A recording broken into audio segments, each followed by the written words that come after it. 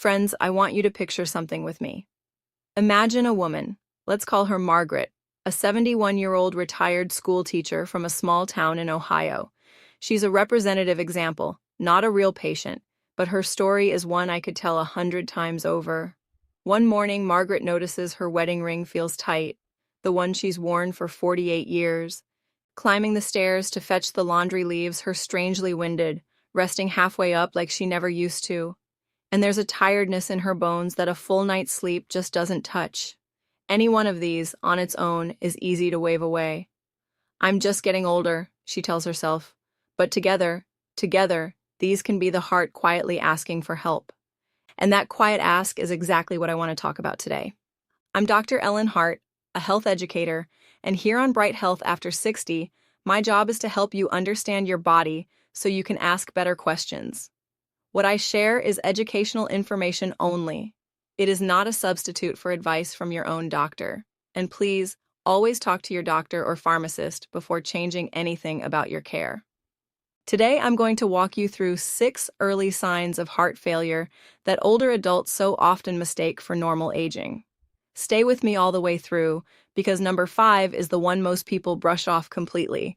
It's a number on your bathroom scale that can mean it's time to call your doctor the very same day. If this channel helps you feel more in control of your health, a gentle tap on subscribe means a lot. Now, before we count them off, let me give you one simple way to hold all of this in your mind. I want you to think of the heart as a pump. When a pump starts to fall behind, when it can't move blood forward as briskly as it used to, 2 things happen. First, you feel low on fuel because your muscles and your brain aren't getting blood as quickly. Second, fluid begins to back up and pool where gravity takes it, your ankles, your lungs, your belly. So as we go through these 6 signs, notice how each one is really just your body telling you one of those 2 stories. I'm short on fuel or I'm holding on to fluid. Fuel and fluid. Hold on to that and the rest makes sense. And I'll say clearly right now, heart failure does not mean the heart has stopped or is about to stop.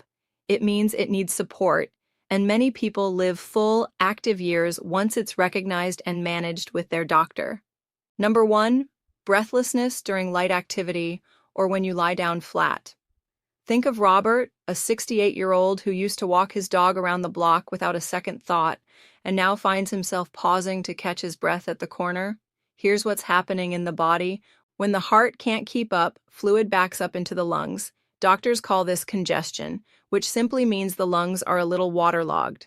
That extra fluid makes it harder to move air, so you feel winded doing things that never used to wind you. The important clue is the change. It's not that you're out of shape, it's that something is different from a few months ago. So here is your safe action step, and it's the same theme you'll hear from me all day. Don't diagnose yourself, and don't stop doing anything on your own. Instead, make a simple note. When did this start, and what brings it on? And bring that note to your doctor.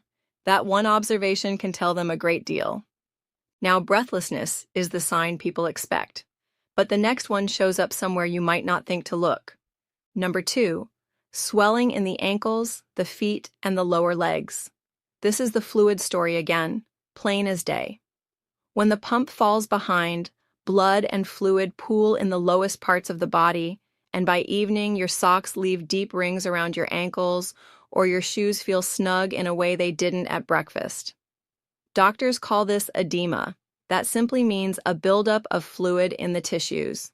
Here's a gentle little check you can do at home, and it's one to show your doctor, not to replace them. Press your thumb softly against the swollen skin over your shin bone for a few seconds, then let go. If a dent stays behind for a moment before filling back in, that's called pitting, and it's worth mentioning. Now, I want to be honest and humble here. Swelling has many causes. It can come from certain medications, from sitting on a long flight, from vein problems in the legs, from kidney or liver conditions. Only a clinician can sort out which. That's precisely why you bring it to them rather than guessing. And if a doctor has never once checked your ankles at a visit, type never in the comments below. I think you'll be surprised how many people do. But swelling you can see. The next sign is one you feel, and it's the one people are quickest to blame on their age. Number 3, a deep fatigue that rest simply doesn't fix. This is the fuel story. When the heart isn't circulating blood as briskly, your muscles and your brain run a little short, and the result is a bone-deep tiredness, not the pleasant sleepiness after a good day's work, but a heaviness that a nap or a full night's sleep doesn't lift. Picture Dorothy, a 74-year-old who used to love her garden and now finds that pulling a few weeds leaves her needing to sit down for the rest of the afternoon. The tragedy is how easily this one gets dismissed. Well, I'm not 25 anymore.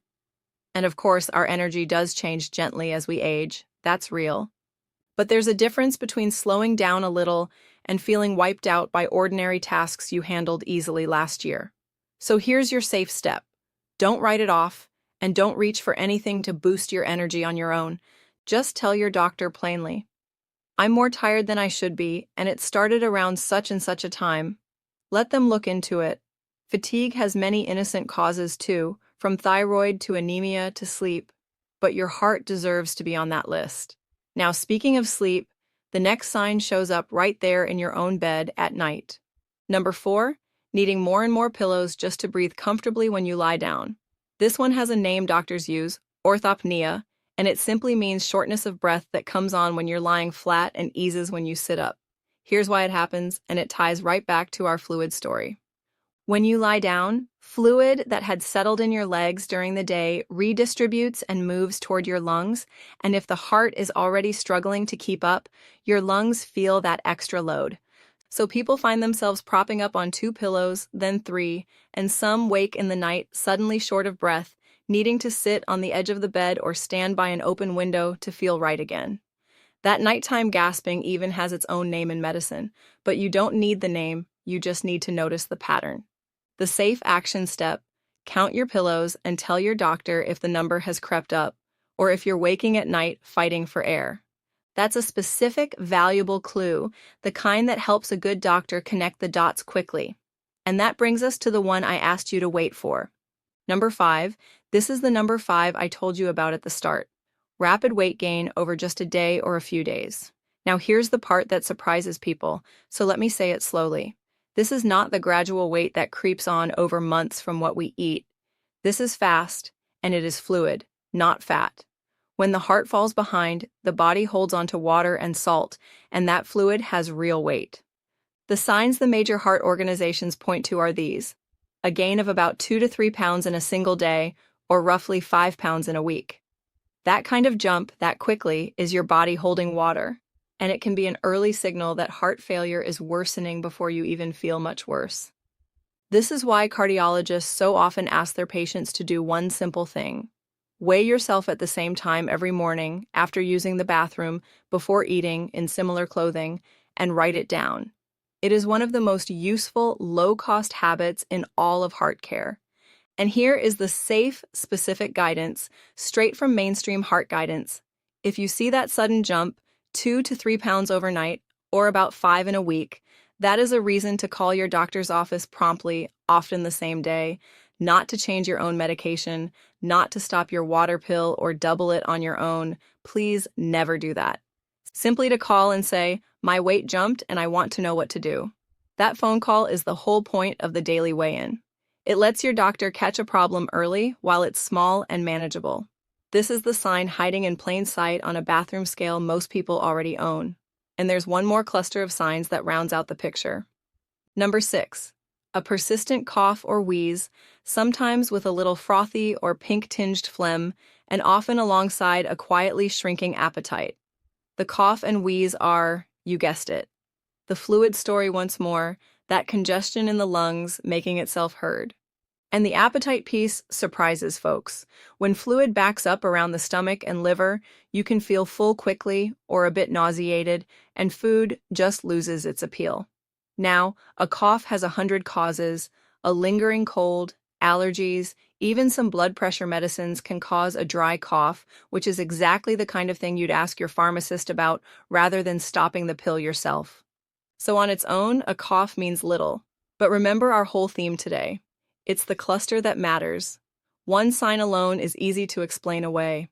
But breathlessness and swelling and fatigue and extra pillows and a jumping scale and a nagging cough, all gathering around the same few weeks, that pattern is worth a conversation with your doctor. So the safe step here is simply this. Don't report these one at a time, weeks apart. Bring the whole picture. Say, "Doctor, here are several things I've noticed together." That complete story is a gift to the person trying to help you. So let me give you something to keep, something worth pausing the video to jot down or screenshot. When you next see your doctor, consider bringing these questions. Could these symptoms I've noticed be related to my heart? Should I be weighing myself every day? And if so, at what weight change should I call you? Are any of my current medications affecting my breathing, my swelling, or my cough? And what number on the scale or what symptom should make me call your office right away? Write those down. And that daily habit we talked about, same time each morning after the bathroom before breakfast, and note it on a little calendar by the scale. Ask your doctor if that's right for you.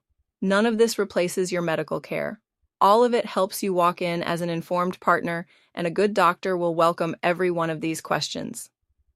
Let me come back to Margaret, our retired teacher with the tight wedding ring and the stares that left her winded. In the version of the story I hope for, Margaret doesn't shrug those things off as just getting older. She notices the pattern, she jots it down, she makes the call, and she walks into her doctor's office with a clear picture in hand. Maybe it's her heart, maybe it turns out to be something else entirely, but she gave herself the best possible chance by paying attention and asking. That's the whole message, friends. Aging well isn't about fearing every ache.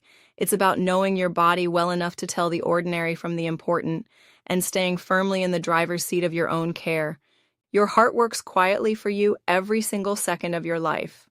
Learning to hear when it's asking for a little help is one of the kindest things you can do for yourself. If today was helpful, tell me in the comments. Which of these 6 will you ask your doctor about at your next visit? I read them, and your questions often shape what I cover next. And a gentle reminder once more, everything here is general education, not personal medical advice. So please talk with your own doctor before making any change. Now, there's one more warning sign your body can give that we didn't cover today.